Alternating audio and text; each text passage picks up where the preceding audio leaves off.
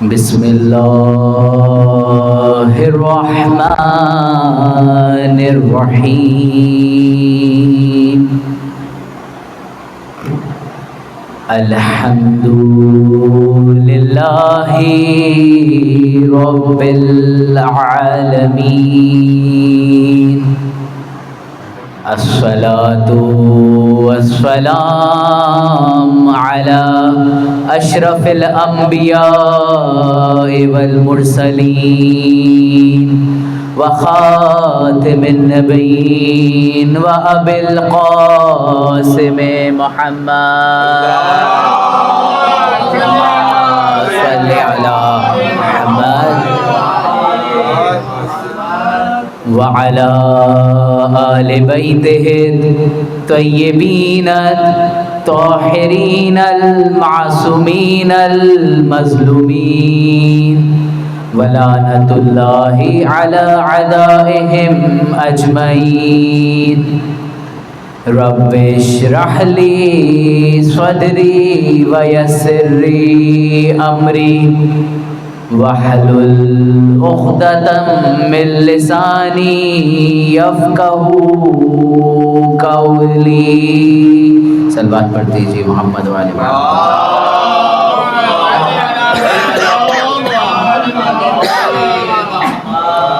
قال رسول اللہ صلی اللہ علیہ وآلہ وسلم ان الحسین مصباح الہدی وسفینہ النجات السلام علیک یا ابا عبداللہ وعلی الارواح التي حلت بفنائک علیکم منی جمیعا سلام اللہ ابدا ما بقیت وبقی اللیل والنہار ولا جعل اللہ الآخر الاحد منی لزیارتکم. سب مومنین مل کے مولا کو سلام بھیجیے. السلام علی الحسین وعلی علی ابن الحسین وعلی اولاد الحسین وعلی اصحاب الحسین محمد وآل محمد یا علی عجل. کتاب سرداب کربلا میں ایک روایت نقل ہوئی ہے کہ عراق کے ایک شہر کربلا کی روایت ہے وہ کہ ایک شخص کے جن کا نام محمد یزدی آتا ہے. آپ جو ہے شہر عراق کے کربلا کے بہت متقی اور پرہیزگار لوگوں میں سے ایک شخص تھے. جب کربلا میں حکومت بدلی تو اس کے بعد جو نئی حکومت آئی اس نے کیا روش اختیار کری کہ جو بھی کوئی متقی شخص ہے اس کو کربلا سے نکالنا شروع کر دیا. محمد یزدی بہت متقی شخص تھے اور آپ کا ایک کام تھا کہ جو بھی زائر امام حسین علیہ السلام زری کی زیارت کرنے کے لیے آتا تھا آپ اس کی خدمت کیا کرتے تھے. زری امام حسین علیہ السلام میں آپ موجود ہوتے تھے.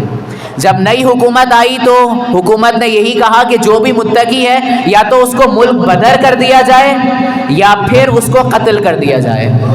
محمد یزدی روتا روتا مولا کی بارگاہ میں آیا اور کیا کہتا ہے کہ مولا مجھے قتل ہونا تو منظور ہے لیکن میں آپ کی بارگاہ کو آپ کی زری کو چھوڑ کر نہیں جانا چاہتا. اب جب وہ یہ کہہ کر اپنے گھر چلا گیا بہت پریشان تھا کیونکہ پھر حکومت کی طرف سے زور زیادہ آنے لگا اور جب اس کے جانے کا دن آیا تو وہ پھر رخصت کے لیے امام حسین علیہ السلام کی زری پر آیا. کیا کہتا ہے وہی جملہ واپس دہراتا ہے کہ اے حسین علیہ السلام میں یہاں رک کر آپ کی بارگاہ میں آپ کے زائرین کی خدمت کرنا چاہتا ہوں. اگر اس خدمت کے صلے میں مجھے قتل کر دیا جائے تو مجھے یہ بات منظور ہے لیکن میں آپ کی جدائی برداشت نہیں کر سکتا. اور وہ یہ کہتا رہتا ہے روتا جاتا ہے کبھی زری کو چھوڑتا ہے پیچھے کی طرف آتا ہے پھر واپس زری کو پکڑ لیتا ہے پھر زری کو چھوڑتا ہے پھر پیچھے کی طرف آتا ہے زری کو پکڑ لیتا ہے بالکل اسی طریقے سے کہ جس طریقے سے ایک چھوٹے بچے کو اس کی ماں سے جدا کیا جا رہا ہو. اور ایک موقع ایسا بھی آتا ہے کہ اس زری کو پکڑ کر زاروں قطار روتا رہتا ہے اور روتے روتے اس کو غشی آ جاتی ہے. جب وہ عالم غشی میں ہوتا ہے تو اس کو ایسا لگتا ہے کہ مولا حسین اس کو آواز دے رہے ہیں، ایک دم سے اس کی آنکھ کھل جاتی ہے، اور جب وہ زری کی طرف متوجہ ہوتا ہے تو واقعی زری میں سے اس کو آواز آ رہی، تو زری میں سے مولا حسین علیہ السلام اس کو مخاطب کر کے کیا ارشاد فرما رہے ہوتے ہیں کہ اے محمد یزدی، ہمارا حکم ہے کہ تم یہاں سے چلے جاؤ۔ وہ روتا رہتا ہے کہ مولا آپ مجھے ایسا کیوں حکم دے رہے ہیں؟ پھر مولا اس کے بعد ارشاد فرماتے ہیں لیکن محمد یزدی جاتے جاتے ہم سے ایک وعدہ لازمی طور پر کرتے ہوئے جاؤ۔ اب وہ پریشان ہو جاتے کہ مولا حسین مجھ سے کیا وعدہ لینے والے ہیں، تو ذریعے امام حسین علیہ السلام میں سے آواز آتی ہے کہ اے محمد یزدی، تمہیں یہاں سے جہاں پر بھی بھیجا جائے، جہاں پر بھی فرش عزا امام حسین علیہ السلام بچھے، تم وہاں پر ضرور مجلس حسین علیہ السلام میں جانا۔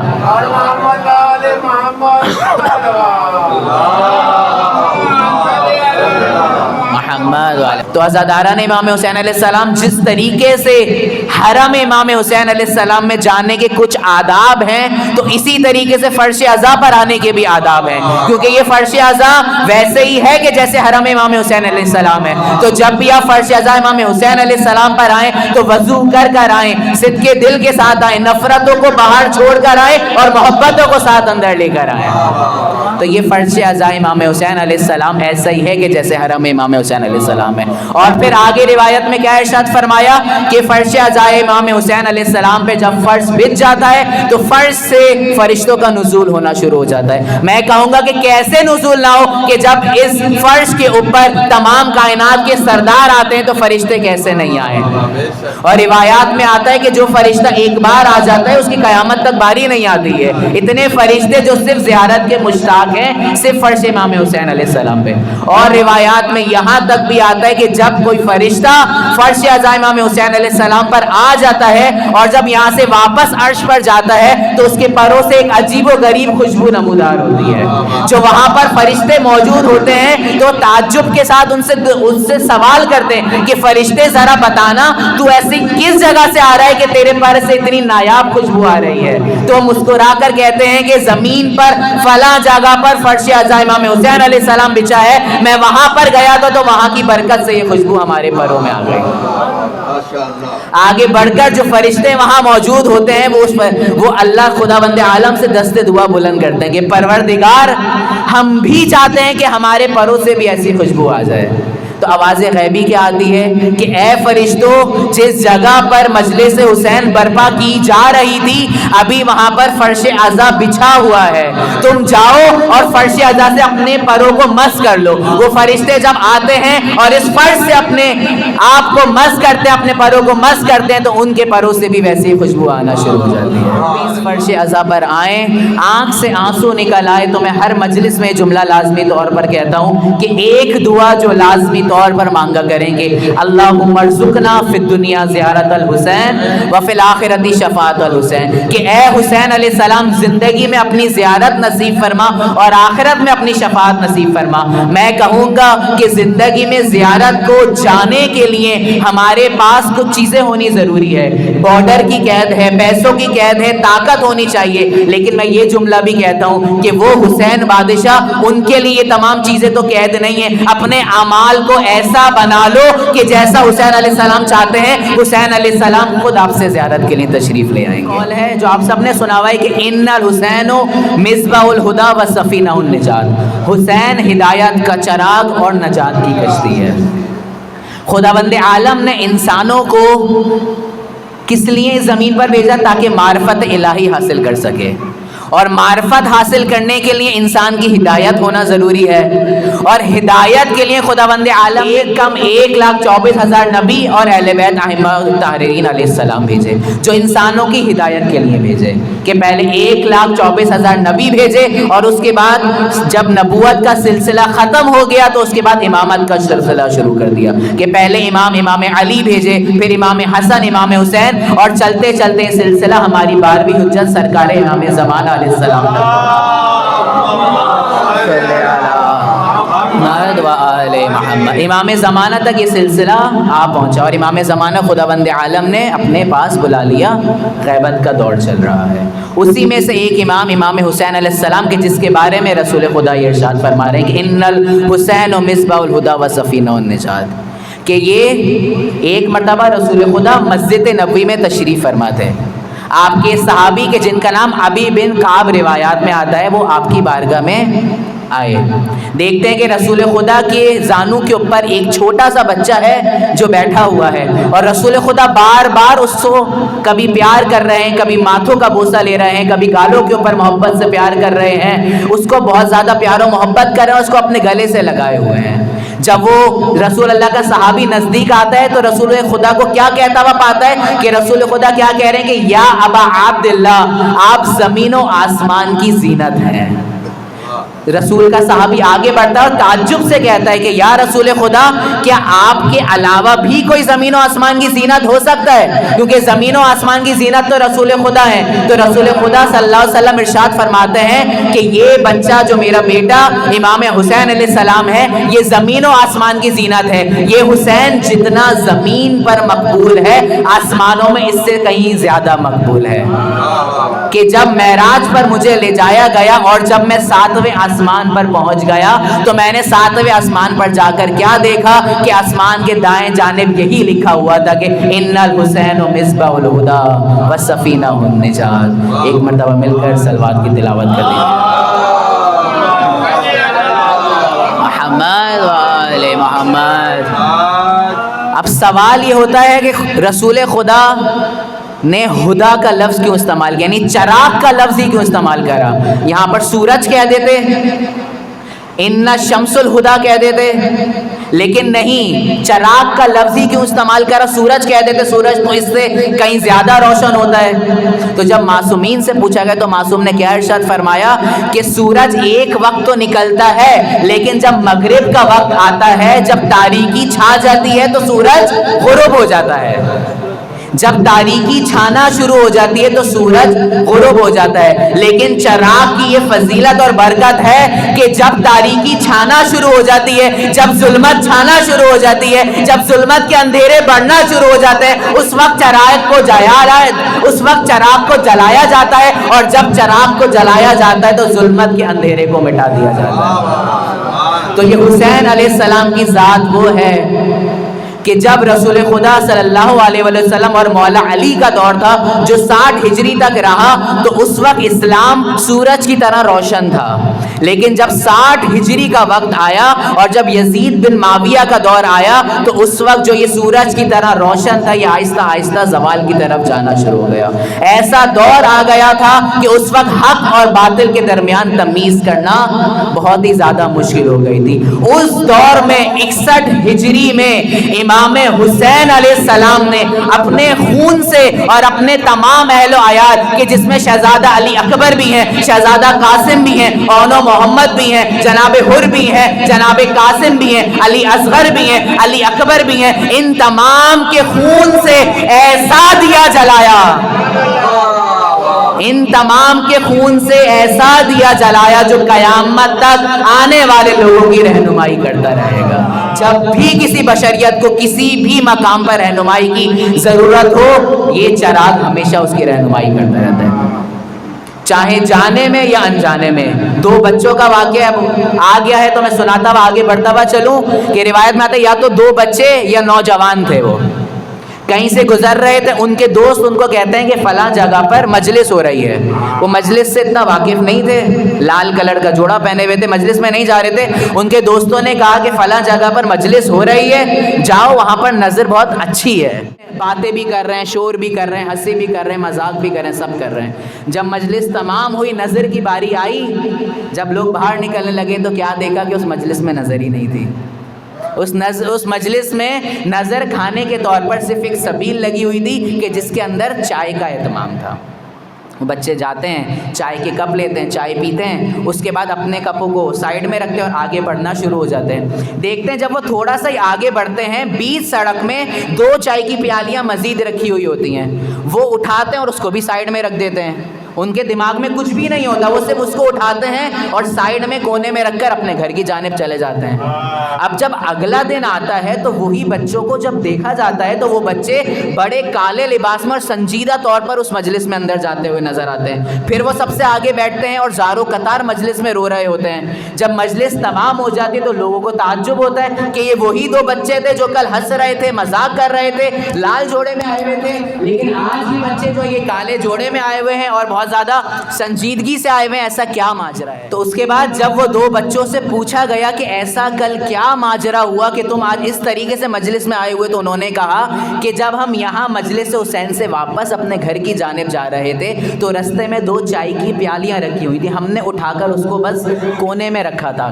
جب ہم گھر پہنچے اور جب رات میں بستر پر چلے گئے تو خواب میں ہمارے امام حسین علیہ السلام آتے ہیں، اور امام حسین علیہ السلام آ کے کیا ارشاد فرماتے ہیں کہ اے بچوں میں تم سے راضی ہو گیا۔ تو بچے روتے ہیں، کہتے ہیں کہ ہم تو اس نیت سے ہی مجلس میں نہیں گئے تھے، مولا آپ ہم سے راضی کیسے ہو گئے؟ تو کہا کہ وہ رستے میں جو پیالیاں رکھی ہوئی تھی تم نے وہ ہٹا دی، کیونکہ وہاں سے میرے زواروں کو گزر کر جانا تھا، کیا پتہ کسی زوار کا اس پیالی کے اوپر پیر پڑتا اور پاؤں زخمی ہو جاتا، تم نے اپنے اس عمل سے میرے زواروں کو بچا لیا۔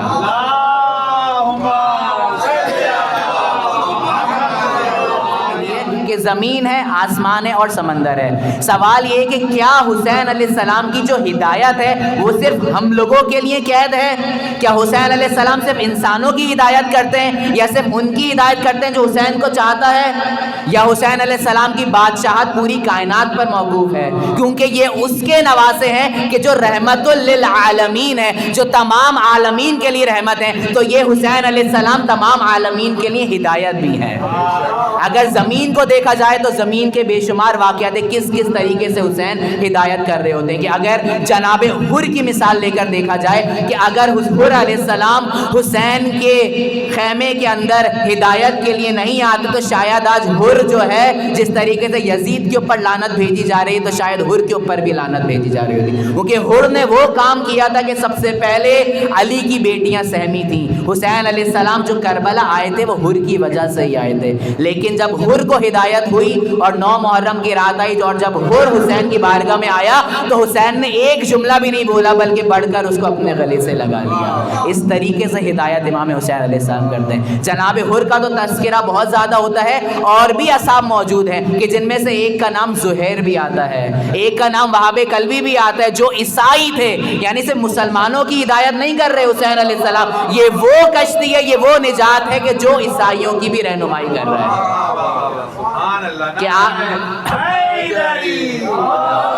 کہ وہاب کلبی جب ان کی نئی نئی شادی ہوئی تھی ایک جگہ پر موجود تھے اپنی زوجہ اور اپنی ماں کے ساتھ، جب حسین علیہ السلام کا قافلہ وہاں سے گزرا، جب انہوں نے پڑاؤ ڈالا تو دیکھا کہ ان کے قافلے میں یا ان کے خیمے کے اندر پیاس ہے۔ حسین علیہ السلام نے معجزاتی طور پر زمین سے پانی نکالا اور ان کو پانی پیش کیا۔ جب پانی پیش ہوا تو ان کے اوپر ایسا اثر ہوا کہ وہاب نے بولا کہ میں حسین کے خیمے میں جا رہا ہوں حسین کے قدموں میں اپنی جان کو قربان کرنے کے لیے۔ ایسے زہیر بھی ہیں کہ زہیر کے مسلمان تو تھے لیکن ان کا تعلق عثمانی لوگوں سے تھا، وہ حسین علیہ السلام سے اتنی محبت نہیں کیا کرتے تھے۔ جب یہ قافلہ حسین علیہ السلام جب مدینے سے نکلا تو زہیر بھی اپنے گھر والوں کے ساتھ مدینے سے نکلے، وہ کسی اور جانب جا رہے تھے، حسین کا قافلہ کسی اور جانب جا رہا تھا، لیکن ایک جگہ پر جب دونوں قافلوں کا پڑاؤ ہوا تو ایک ہی جگہ پر تھی۔ جب حسین علیہ السلام کا بھی قافلہ وہاں رکا یا زہیر کا بھی قافلہ رکا، حسین علیہ السلام نے اپنے قاصد کو بھیجا اور کہا جاؤ زہیر کو بلا کر لے کر آؤ۔ زہیر اپنے خیمے کے اندر بیٹھ کر کھانا تناول فرما رہا تھا، جیسے ہی دیکھا قاصد امام حسین علیہ السلام آیا ہے اس کے ہاتھ سے نوالا گر گیا اور وہ سوچنے لگا جاؤں یا نہیں جاؤں۔ اس کی بیوی جو مومنہ تھی پردے کے پیچھے سے کہتی ہے تو کتنا بدبخت ہے کہ حسین علیہ السلام تجھے بلا رہے ہیں اور تو نہیں جا رہا۔ زہیر اس قاصد کے ساتھ حسین کے خیمے میں آتا ہے اور مجھے نہیں معلوم کہ خیمے میں ایسی کیا گفتگو ہوتی ہے، لیکن جب زہیر خیمہ امام حسین سے باہر آتا ہے تو آپ کا چہرہ 14ویں کے چاند کی طرح چمک رہا ہوتا ہے، اور خیمے میں آ کر اپنے خیمے میں جا کر حق مہر اپنی زوجہ کو دیتے ہیں اور کہتے کہ آج سے تم آزاد ہو، اپنے باپ کے پاس چلی جاؤ، میں حسین کی بارگاہ میں جا رہا ہوں، حسین کے قدموں پہ اپنی جان کو قربان کرنے کے لیے جا رہا ہوں۔ یہ حسین علیہ السلام ہے جو ہدایت کا چراغ ہر موقع پر ہدایت کر رہا ہے۔ اب یہ تو ہو گئی زمین پہ کس طریقے سے ہدایت ہو رہی ہے، اب ذرا آسمان پر آ کر دیکھیے کہ آسمان والوں کی خدا کیسے ہدایت کر رہا ہے کہ فطرس کہ جس کو خداوند عالم نے عذاب کے طور پر اس کے پروں کو لے لیا تھا، لیکن جب حسین علیہ السلام کی آنے کی خبر سنی ہدایت پا گیا اور حسین کی بارگاہ میں آ گیا، اور بارگاہ میں آ کر صرف حسین علیہ السلام کے جھولے سے مس ہوا، جو گئے ہوئے پر تھے وہ پر واپس آ گئے، اور اس جھولے میں اس وقت حسین علیہ السلام موجود نہیں تھے، صرف جھولا تھا، اس سے مس کرا اور اس کے بعد ان کو جو ان کے پر آ گئے۔ جبھی تو ہم اپنے جلوسوں میں جھولے علم اور تعزیے اٹھاتے ہیں کہ جب فطرس کو اس سے پر مل سکتے ہیں تو مجھ جیسے مومن کو بھی اس سے شفا یابی حاصل ہو سکتی ہے۔ تو سمندر کے لیے تو خود رسول خدا کی ایک اور حدیث ہے کہ ہم تمام اہل بیت علیہ السلام کشتی نوح کی مانند ہیں کہ جو اس کشتی میں آ گیا وہ نجات پا گیا۔ اب معصوم نے اس کے بعد آگے بڑھ کر ایک اور ارشاد فرمایا، ہم تمام ائمہ اہل بیت علیہ السلام کشتی نوح کی مانند ہیں، لیکن ہم تمام کی کشتیوں میں جو سب سے تیز رفتار کشتی ہے اس کشتی کا نام حسین ابن علی ہے کہ جو حسین کی کشتی میں آ جاتا ہے ایسا ممکن ہی نہیں کہ نجات نہ پائے۔ یعنی ہم تمام اہل بیت کی کشتیاں تو نجات ہیں، لیکن جو حسین علیہ السلام کی کشتی ہے وہ سب سے زیادہ نجات دیتی ہے کہ یہاں پر آؤ، فرش عزا پر آؤ، فقط ایک آنسو بہاؤ اور اپنے تمام گناہوں کو بخشوا کے چلے جاؤ۔ یہ روایت میں آتا ہے کہ مکھی کے پر کے برابر بھی اگر آنکھ سے آنسو نکل آیا تو خداوند عالم تمام گناہ معاف کر دے گا۔ یعنی یہ وہ نجات کی جگہ ہے کہ جہاں آؤ، ایک قطرہ آنسو بہاؤ اور اپنے تمام گناہوں کو بخشوا کے چلا جاؤ۔ روایات میں آتا ہے کہ غالباً چوتھے یا چھٹے امام سے روایت ہے کہ امام نے فرمایا کہ اگر کوئی شخص روئے اور 100 لوگوں کو رلائے تو اس کے اوپر خداوند عالم جنت کو واجب کر دیتا ہے۔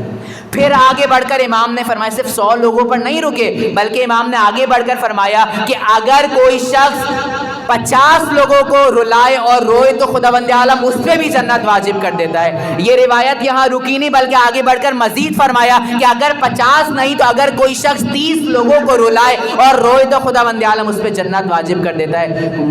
ہمارے مولا 30 پر بھی نہیں رکے بلکہ کہا کہ اگر کوئی شخص 10 لوگوں کو رلائے اور خود روئے خدا اس پہ جنت واجب کر دیتا ہے۔ مولا 10 لوگوں پر بھی اتفاق نہیں کری بلکہ پھر آگے بڑھ کر کیا ارشاد فرمایا کہ اگر کوئی شخص خود روئے اور فقط ایک شخص کو رلائے تو خداوند عالم اس پر بھی جنت کو واجب کر دیتا ہے۔ بروجردی کیا کہتے ہیں کہ کل رات کو میں نے خواب دیکھا تھا، خواب میں نے دیکھا کہ میں برزخ کو میں نے عبور کرنے کے بعد محشر کے میدان میں موجود ہوں۔ لمبی لمبی قطاریں لگی ہوئی ہیں، تمام معصوموں کی قطاریں لگی ہوئی ہیں اور تمام لوگ وہاں پر جا رہے ہیں اور اپنے اپنے اعمال کو حساب کتاب کروا رہے ہیں۔ میں نے دیکھا ایک قطار ہے جو بہت زیادہ طویل ہے، بہت زیادہ طویل ہے کہ جہاں تک دیکھا جائے وہ قطار چلتی چلی جا رہی ہے، اور وہ قطار جتنی زیادہ طویل ہے اتنی زیادہ تیزی سے آگے بھی بڑھتی چلی جا رہی ہے۔ یعنی اس قطار سے لوگ جتنی زیادہ وہ طویل ہے اتنی زیادہ جلدی جلدی اس قطار سے لوگ جنت کی جانب بھی جاتے چلے جا رہے ہیں۔ میں جو لوگ کھڑے ہوئے ہیں ایسی کیا فضیلت ہے کہ ایک قطار جتنی لمبی ہے اتنی تیزی سے ختم ہوئی چلی جا رہی ہے۔ تو فرشتوں نے مسکرا کر کہا کہ وہ تمام لوگ ہیں جو دنیا میں امام حسین علیہ السلام پر آنسو بہاتے تھے اور لوگوں کو رلایا کرتے تھے۔ اس لیے بروجردی نے اپنے طالب علموں سے بولا کہ آج میں نے آ کر سب سے پہلے امام حسین علیہ السلام کے مصائب بیان کرے تاکہ میرا شمار بھی اس والی قطار میں ہو جائے۔ آپ نے محرم الحرام میں بی بی سیدہ سلام اللہ علیہ کو ان کے لال حسین کا پرسہ دیا۔ سفر المعظم شروع ہو چکا ہے، اس کے اندر اسی حسین علیہ السلام کو اس کی معصوم مظلوم 4 سالہ یتیمہ کا پرسہ دینے کے لیے ہم لوگ یہاں موجود ہیں۔ 4 سالہ بچی کی شہادت کی شبیں چل رہی ہیں کہ ایک مرتبہ کا واقعہ ہے، ایک واقعے سے ربط لیتا ہوا مصائب کی طرف چلوں کہ ایک عیسائی عورت تھی، ایک عیسائی عورت کہ جس کے گھر میں ایک بیٹی تھی، وہ بیٹی پیرالائز تھی، معذور تھی، اس سے کھڑا نہیں ہوا جاتا تھا۔ وہ دنیا کے مختلف ممالک میں جا کر اس بچی کا علاج کروا چکی تھی لیکن وہ بچی صحت یاب نہیں ہو رہی تھی کسی نے بولا کہ ملک شام کے اندر ایک ڈاکٹر بیٹھتا ہے، وہ بہت بڑا ڈاکٹر ہے ہڈیوں کا، تم وہاں پر جاؤ، اس کو دکھاؤ، انشاءاللہ تمہاری بیٹی صحت یاب ہو جائے گی۔ وہ اپنی بچی کو لیتی ہے، فلائٹ کو بک کرواتی ہے، شام آ جاتی ہے۔ ڈاکٹر سے اس کا جو اپوائنٹمنٹ ہوتا ہے وہ اگلے دن کا ہوتا ہے۔ جس رات وہ شام میں آتی ہے، اپنے ہوٹل کے کمرے میں ہوتی ہے، وہ دیکھتی ہے کہ لوگ جو ہے جوک در جوک، لوگ جو ہے نا اب ٹولیاں بنا بنا کے کسی جانب جا رہے ہیں۔ اب وہ عیسائی خاتون بڑی پریشان ہوتی ہے کہ بھائی ایسا کیا ہو گیا، ان لوگوں کو ٹولیاں بنا بنا کے کہاں جا رہے ہیں؟ تو وہ اپنے ہوٹل کے کمرے سے باہر آتی ہے اور ایک شخص سے پوچھتی ہے کہ ذرا بتاؤ تم لوگ کہاں جا رہے ہو، آج ایسا کیا ہے؟ تو اس شخص نے بولا کہ آج شب عاشورہ کا دن ہے، آج شب عاشورہ کا دن ہے، یہیں پر ہی عاشورہ کے دن ہمارے سردار حسین کو 3 روز کا بھوکا پیاسا شہید کر دیا گیا، یہیں پاس ہی اسی حسین کی ایک ننھی سی بچی کا روضہ ہے کہ ہم وہاں پر جا کر اس بچی کو اس کے بابا کو پرسہ اس بچی کو اس کے بابا کے پرسے کے لیے جا رہے ہیں۔ بس عزاداران امام حسین علیہ السلام، اس کے بعد اس شخص نے ایک اور جملہ کہا کہ اے عورت، ہم نے تجھے یہاں دیکھا نہیں ہے، تو کہاں سے آئی ہے؟ وہ کہتی ہے کہ میری بچی اس طریقے سے پیرالائز ہے، کسی نے بتایا کہ یہاں ایک بہت بڑا ڈاکٹر بیٹھتا ہے، میں کل اس کے پاس جاؤں گی۔ وہ شخص کہتا ہے کہ تم اس بچی کے پاس جاؤ، میں نے سنا ہے یہاں پر جا کر جو بھی دعا مانگی جاتی ہے بارگاہ خدا بندی میں دعا کبھی بھی رد نہیں ہوتی۔ وہ اپنے گھر میں تالا لگاتی ہے، اپنی بچی کو بستر میں بٹھاتی ہے اور ان لوگوں کے ساتھ وہ بھی چلتی جاتی ہے۔ دیکھتی ہے سامنے ایک زندان ہے، وہ زندان کے اندر جاتی ہے اور دیکھتی ہے ایک چھوٹی سی قبر ہے، اس کے گرد جالیاں لگی ہوئی ہیں، وہ لوگوں کو چیرتی پھاڑتی آگے کی جانب جاتی ہے اور بی بی سکینہ سلام اللہ علیہ کی وہ سکینہ سلام اللہ علیہ کی جالی کو تھام لیتی ہے اور تھام کر کیا کہتی ہے کہ اے بی بی، میں نہیں جانتی آپ کون ہیں، میں نہیں جانتی کہ آپ کون ہیں، لیکن مجھے کسی نے کہا تھا کہ آپ سے جو بھی دعا مانگی جائے وہ رد نہیں ہوتی۔ اے بی بی، میرے گھر میں ایک بچی ہے، میں دنیا کے ہر کونے میں گئی، اس کو شفا یاب نہیں ہوتی ہے، کسی نے کہا تھا کہ آپ سے جو بھی دعا مانگی جائے وہ ضرور قبول ہوتی ہے، اے بی بی میری بچی کو جو ہے شفا یاب کر دے۔ وہ یہ کہتے کہتے ایک دم سے خشی کا عالم آتا ہے، وہ بے ہوش ہو جاتی ہے اور ایک دم سے اس کو ایک صدا بلند ہوتی ہے۔ جیسے وہ ہوش میں آتی ہے، وہ دیکھتی ہے کہ زریمے سے آواز آ رہی ہے کہ اے عورت، اپنے گھر جا، تیری بیٹی تجھے بلا رہی ہے۔ وہ فوراً وہاں سے بھاگی بھاگی اپنے ہوٹل کو جاتا ہے، اس کی وہ معذور بچی کھلونوں سے کھیل رہی ہے، اپنی جگہ کے اوپر کھڑی ہوئی ہے۔ عزاداران مظلوم کربلا، امام حسین علیہ السلام، آپ نے نماز شب میں دعاؤں میں مانگا تھا نا، آپ کی 2 بیٹیاں پہلے سے موجود تھی، لیکن پھر بھی نماز شب میں کیا دعا مانگتے ہیں؟ بارے الہ، مجھے ایسی بیٹی دینا کہ نہ وہ میرے بغیر رہ سکے نہ میں اس کے پھر خدا بند عالم نے سکینہ سلام اللہ علیہ حسین کو دی، وہ بچی جو بابا کے سینے پر سوتی تھی، نہ اس کو ایک پل بابا کے بغیر چین آتا تھا، نہ بابا کو اس کو بغیر چین آتا تھا۔ بس عزاداران مظلوم کربلا، میں نے اختصار کیا، جب روز عاشورہ کا وقت آیا نا، جب تمام لوگ شہید ہو گئے، مولا حسین خیمے سے باہر آ رہے ہیں، بی بی بابا کے قدموں سے لپٹ گئی، بابا بابا مت جائیے، صبح سے جو بھی گیا ہے وہ واپس نہیں آیا، بھیا اکبر بھی شہید ہو گئے، چچا عباس بھی شہید ہو گئے، علی اصغر بھی شہید ہو گئے، اور محمد بھی شہید ہو گئے، قاسم بھی شہید ہو گئے، بابا مت جائیے، بابا مت جائیے۔ مولا حسین علیہ السلام کہتے ہیں بیٹا جانا تو ضروری ہے۔ بی بی سکینہ سلام اللہ علیہ ہاتھوں کو جوڑتی ہیں اور کیا کہتی ہیں کہ ایک بار اور مجھے گود میں لے لو بابا۔ بابا سے کہتی ہے بابا ایک بار اور مجھے سینے پر سلا لو۔ مولا حسین جپتی ہوئی ریت پر لیٹ جاتے ہیں، بچی کو اپنے سینے پر سلاتے ہیں اور تھوڑی دیر گزرتی ہے، بچی ایک دم سے نیند سے بیدار ہوتی ہے اور کہتی ہے بابا چاہیے، بابا میں نے آپ کو اجازت دے دی۔ امام حسین گھبرا کر پوچھتے بیٹا ابھی تو جانے نہیں دے رہی تھی؟ کہتی ابھی میرے خواب میں دادی زہرا آئی ہے، کہتی ہے بیٹا سکینہ میرا بچہ حسین بہت پیاسا ہے، اس کو میرے پاس जाने से ना रोको। सुबह से लाशें उठा उठा के मेरा हुसैन थक चुका है, बेटा सकीना मेरे बेटे को ना रोको। अब हुसैन अलैहिस्सलाम जंग के लिए जाते। बस अज़ादारान मजलूम करबला जब 11 मुहर्रम का दिन आया, तमाम असीरों को रस्सियों में जकड़ा गया, सकीना सलामुल्लाह अलैह को भी उसी रस्सी ने बांधा गया। जैसे ही बीवी अपनी गर्दनों को उठाती थी, सकीना सलामुल्लाह अलैह का गला दबना शुरू हो जाया करता था।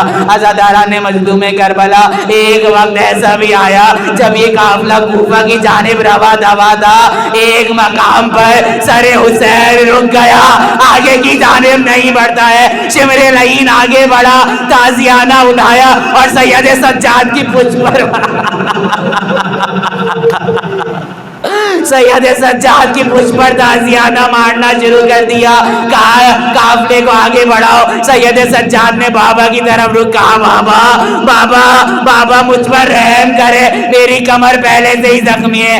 ए बाबा आगे क्यों नहीं बढ़ते? सरे हुसैन से आवाज आई, मेरे सीने पर सोने वाली कहीं पर गिर गई है, जाओ उसकी खबर लो। ज़ैनब कुबरा ने खुद को ऊंट से नीचे गिराया। अब जो आगे जाकर देखा, वो बच्ची एक किसी नकाब पोश मौजमा की गोद में बैठी हुई आराम से सो रही है। ज़ैनब सलामुल्लाह अलैह आगे बढ़ी, कहा मौजमा तेरा बहुत शुक्रिया, रोज़े महशर अपनी वालिदा ज़हरा से कहकर आपकी शफाअत करवाऊंगी।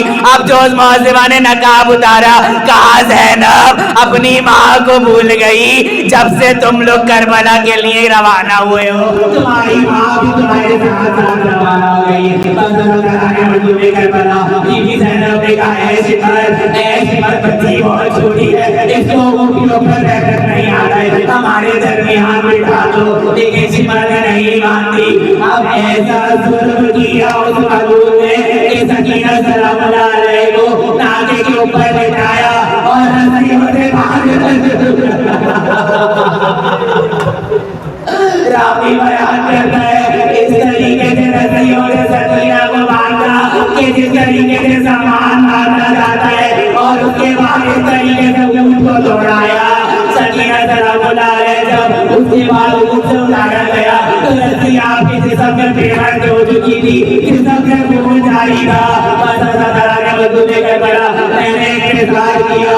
एक वक्त ऐसा भी आया कि जब इन तमाम असीरों को ज़िंदाने शाम में कैद कर दिया, और एक रात ऐसी भी आई कि सकीना दारू कतार रोती जाती है और कहती है, सैयद सज्जाद ने सब पूछा, कहा मुझे बाबा की बहुत याद आ रही है।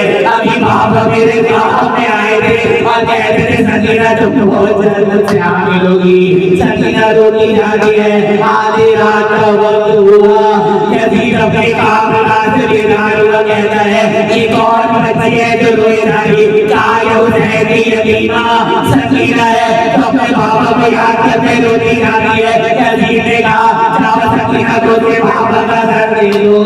अज़ादारान मजलूम करबला अब जो आपका सर जिंदान में आया, फौज के लोग कहते थे कि सकीना यजीद ने तुम्हारे लिए खाना भिजवाया है। अब जो तशरीफ का बड़ा हटाया, देखा बाबा देखा बाबा का सर। सकीना ने बढ़ के बाबा के सर को गोद में लिया। कहा बाबा क्या किस्मत है, पहले आपके सीने पे सकीना सोया करती थी, अब सकीना के सीने पर बाबा सोएगा। कहती है बाबा बाबा आपकी आदत किसने करी? बाबा आपके जुल्मों को किसने खराब किया? बाबा आपकी रगें किसने काटी? बाबा आपके चेहरे पे तमाचों के निशान कैसे? जब बाबा से पूछ चुकी, बेटी तो दीना बाप को देखकर रोने लगी और कहने लगी बाबा आपके पास बाबा आपके पास मुझे तमाचे मारे, बाबा मेरी पूछ मारे छीन लिए गए, बाबा मेरे कुत्ते में आ गई। बच्ची बहन करते करते एक وقت ایسا بھی آیا کہ بچی خاموش ہو گئی. بی بی زینب نے کہا سید سجاد بچی کی خبر لو, کافی دیر سے سکینہ کچھ کہتی نہیں ہے. اب سید سجاد آگے بڑھے نہ اس کو ہاتھ نہ لایا. جائے